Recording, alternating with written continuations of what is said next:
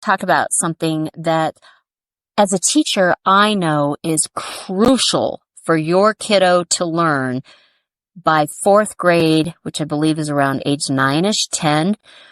But as a parent, you may not realize. And whether you're homeschooling or whether you're in the public schools, this is going to be a topic you really, really need to know. What is it? It's going to be the benefits of reading and learning nonfiction for your kiddo. So first, we're going to talk about when your kiddo was little. Do you remember when your kid was young and they would constantly say, why? Your kid was so curious about the world. You would get a picture book about whales, trucks, firefighters. He or she just wanted to see everything around them and how it worked. These books that answered those why questions and sated your child's curiosity were nonfiction books or materials that presented factual information, stories rooted in real life, and educational content. While fiction engages the imagination and thoughts and stories and characters that may or may not exist, nonfiction serves as a window to understanding our world. As we get older, it seems like fiction, I don't know if it's easier to read or more engaging to read, but it seems like people start to shift towards fictional reading and many avoid nonfiction. Now, even though they were drawn to it initially when they were young, I've spoken before about the importance of reading to your child. Just reading, period. However, I have never gone into details about why it is so important that your child understands the language of nonfiction writing. Benefits of children reading nonfiction. There are many benefits to reading nonfiction that go above and beyond reading fiction books. So all of the benefits of reading fiction still apply here. But now we're going to go on to the benefits that go beyond that. The whole reason I wrote this entire article was for this particular benefit. Preparation for future learning. I don't know if you guys realize, but much of your child's academic success is completely reliant upon how well they can read nonfiction once your kiddo is in about the 4th grade. It is at this point that students start learning other subjects by reading about them. I'm going to explain that. So up until through 3rd grade, it is assumed that children are not reading at a big enough level that they can learn through reading. So they're learning how to read. They're still developing their skills in reading. So their social studies, their sciences, that's all much more hands-on. It's through manipulatives. It's that kind of thing. But once they get to 4th grade, they're usually given like a science text or a social studies text.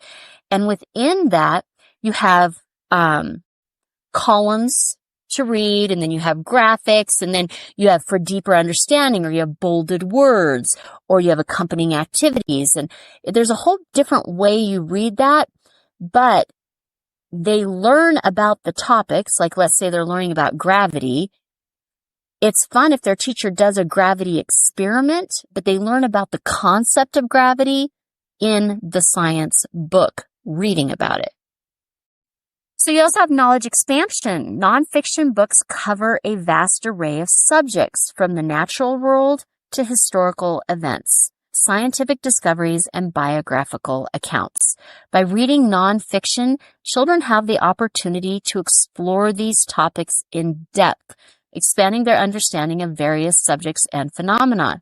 So what this means is if you have that kiddo who tends to hyper-focus on one thing and just wants to go further, or if you have that talented and gifted kid who doesn't need to do the normal learning that needs to be challenged, you need to have them go off on one topic, but do it more fully. This would be where those nonfiction books come in for either of those kiddos, right? Whether it's the kid who's hyper-focused on one area or whether it's the kid who needs to be challenged, either of these areas, and those are usually two other areas, opposite areas, Both of those kids can hugely benefit from your nonfiction reading. But they need to know how to read the nonfiction. Critical thinking skills. Nonfiction reading requires children to engage in critical thinking as they assess the credibility of the information presented. This is actually even bigger today than it was 20 years ago, because they learn to question assumptions, consider different perspectives, and evaluate evidence, fostering a habit of skeptical inquiry. Oh my gosh, that is like one of my favorite words or phrases. I would love it if everybody in the world today looked at the news, looked at what people were saying, looked at everything with skeptical inquiry. That doesn't mean that they're angry. That doesn't mean that they don't believe. It doesn't mean anything. Just an expression of, that would be so awesome. And that's what kiddos need to learn how to do with the nonfiction. Vocabulary development. Nonfiction texts often introduce specialized vocabulary related to specific fields of study, and as children encounter these words in context, they learn their meanings and how to use them appropriately. This exposure to diverse vocabulary enriches their language skills and enhances their ability to communicate diversely and effectively. It improves academic performance. Exposure to a variety of text types, including nonfiction, has been linked to higher reading achievement. Students who read a diverse range of texts tend to perform better academically, as nonfiction reading builds background knowledge, vocabulary, and comprehension skills necessary for success in school. Cultural awareness. Nonfiction books offer insights into different cultures, traditions, and ways of life from around the world. Through reading about people from diverse backgrounds, children develop empathy and cultural sensitivity, broadening their worldview and fostering a deeper appreciation for the richness of human experience. Stimulating curiosity. This is where we all started when we were just little kiddos. It's the curiosity. Nonfiction reading ignites children's curiosity about the world around them by introducing them to intriguing facts, fascinating stories, and compelling ideas. As they delve into topics that capture their interest, they become motivated to learn more, driving their intellectual curiosity and fueling a lifelong love of learning. So it's so interesting about this. My youngest, even at like 15, loved Mythbusters. Right? And that's a nonfiction book.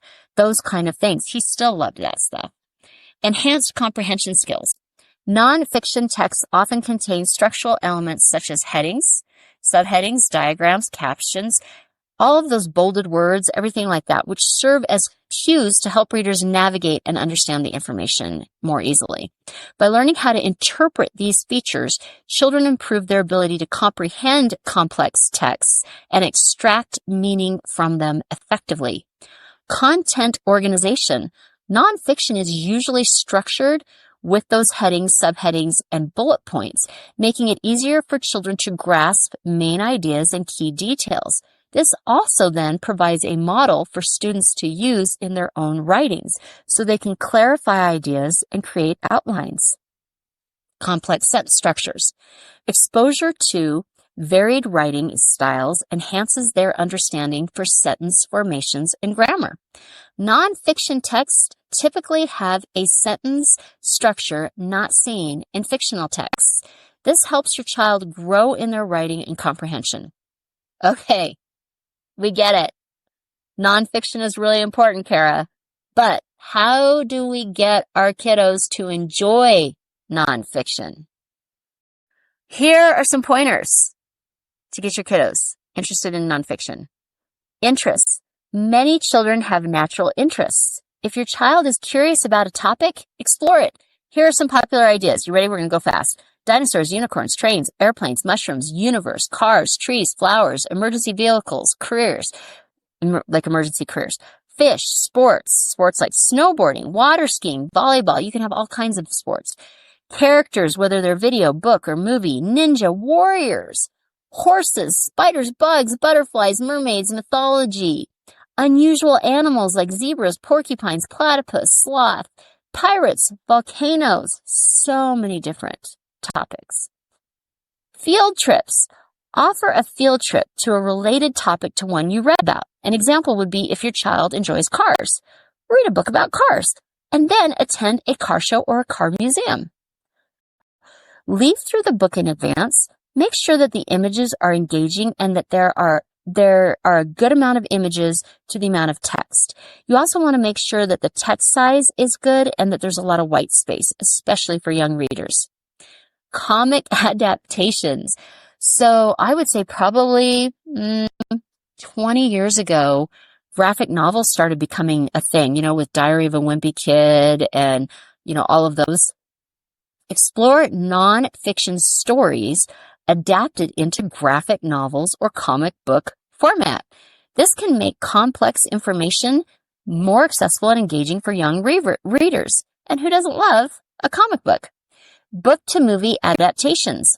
Introduce your child to nonfiction books that have been adapted into movies or TV series.